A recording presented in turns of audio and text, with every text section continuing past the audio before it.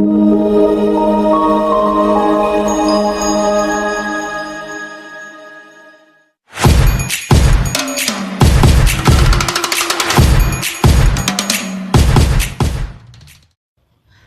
Tipers, pada video kali ini kita akan membahas tahapan perencanaan presentasi, khususnya audiens yang ditunjukkan oleh mahasiswa program studi teknologi pendidikan. Sebelum lebih lanjut, kita harus mengetahui tujuan pembelajaran. Tujuan pembelajarannya yaitu mahasiswa mampu menjelaskan dan menganalisis karakteristik audiens. Bayangkan kamu membuat video presentasi dengan materi yang sebenarnya sudah bagus. Namun, audiens justru merasa bingung, tidak tertarik, bahkan tidak memahami isi materi yang disampaikan. Hal ini menunjukkan bahwa keberhasilan penyampaian pesan tidak hanya bergantung pada isi materi, tetapi juga bagaimana audiens menangkap dan memaknai informasi tersebut. Audiens merupakan individu atau kelompok yang menjadi sasaran dalam suatu presentasi. Menurut Pat dan Wilson, audiens berfungsi sebagai penerima sekaligus penafsir pesan yang disampaikan oleh presenter. Dalam konteks presentasi berbasis video, audiens tidak berinteraksi secara langsung dengan presenter, sehingga penyampaian materi harus dirancang dengan mempertimbangkan karakteristik audiens, seperti penggunaan bahasa yang jelas, contoh yang relevan, serta media visual yang mendukung. Untuk memperjelas penerapannya, sebagai contoh dalam kehidupan sehari-hari, ketika seseorang membuat video pembelajaran, ia perlu mengetahui apakah audiens yang dituju adalah siswa sekolah atau mahasiswa. Karena hal tersebut akan mempengaruhi cara penyampaian materi, baik dari segi bahasa, contoh, maupun tingkat kedalaman pembahasan. Selanjutnya ada ukuran kelompok audiens, yang dimana ukuran kelompok audiens mempengaruhi strategi penyampaian materi dalam presentasi. Pada kelompok kecil, komunikasi cenderung lebih interaktif dan fleksibel, sehingga presenter dapat menyesuaikan penyampaian secara langsung berdasarkan respon audiens.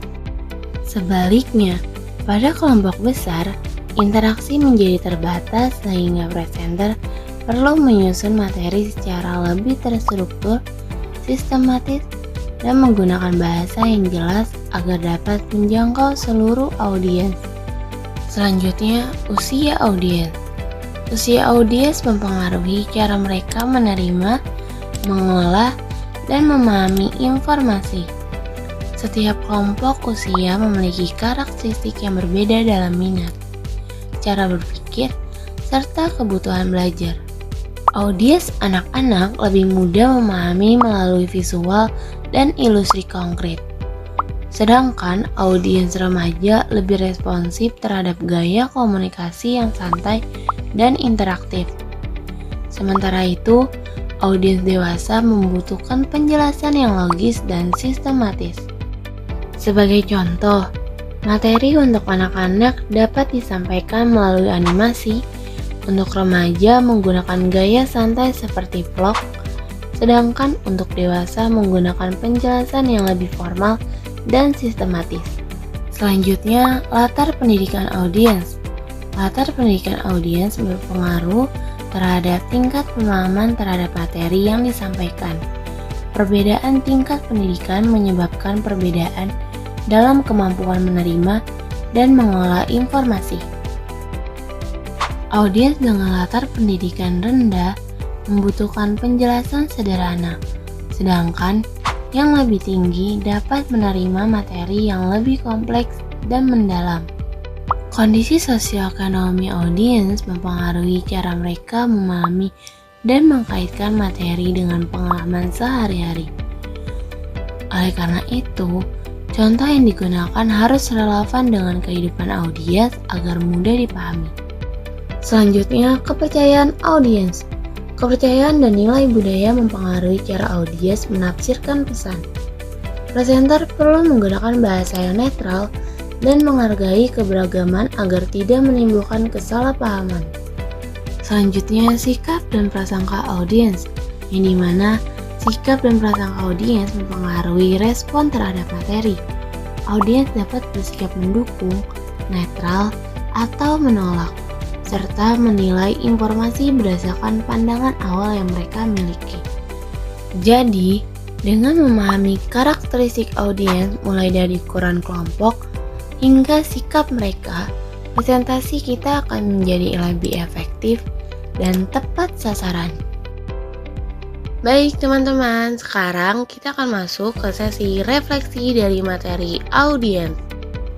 Di layar sudah tersedia sebuah barcode. Silakan kalian scan menggunakan handphone kalian masing-masing ya. Melalui QR code ini, kalian akan diarahkan ke beberapa pertanyaan refleksi yang perlu kalian jawab secara jujur sesuai pemahaman kalian setelah mempelajari materi hari ini. Terima kasih Tipers telah mengikuti materi ini. Semoga apa yang telah disampaikan dapat bermanfaat dan membantu dalam memahami serta menerapkan instructional design dengan lebih baik. Sampai jumpa di pembelajaran berikutnya ya.